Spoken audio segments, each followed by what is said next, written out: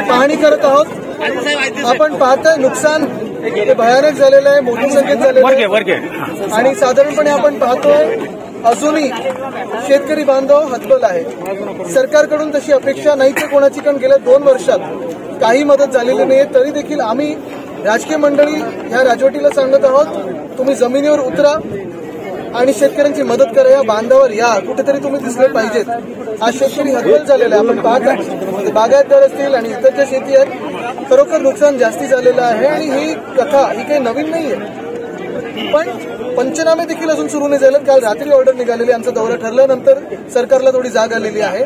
मी सरकारला हीच विनंती करीन की जरा जमिनीवर या आणि जी परिस्थिती ती पहा। सर, एकीकडे लाडकी बहीण सारख्या योजना राबवल्या जातात, मात्र प्रत्येक वेळेस कोणतंही सरकार असो शेतकऱ्यांचं मात्र मरण होतंय। कोणतंही सरकार नाही, आमच्या सरकारच्या वेळी उद्धव साहेबांनी जो शब्द दिला होता कर्जमुक्तीचा तो पाळला।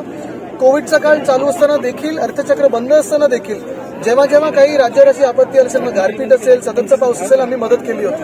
बघा, सर्वांना काही सगळीच काही लगेच मदत ही अपेक्षित नसते, पण काळजीपूर्वक कोणीतरी येऊन विचारावं, धीर द्यावं हे आहे। आणि जे सरकार असतं, मायबाप सरकार असतं, त्यांनी देखील आर्थिक मदत करणं हे गरजेचं आहे।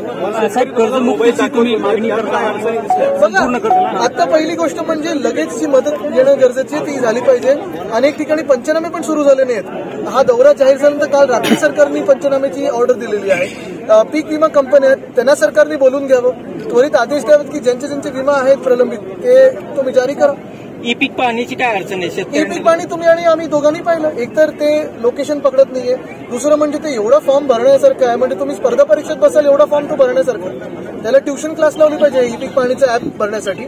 आणि तिसरी गोष्ट म्हणजे आपण पाहतो ते चक्र नुसतं फिरत राहत आहे आणि शेतकरी त्याच चक्रात अडकलेला आहे, पुढे काही त्याचं होत नाहीये।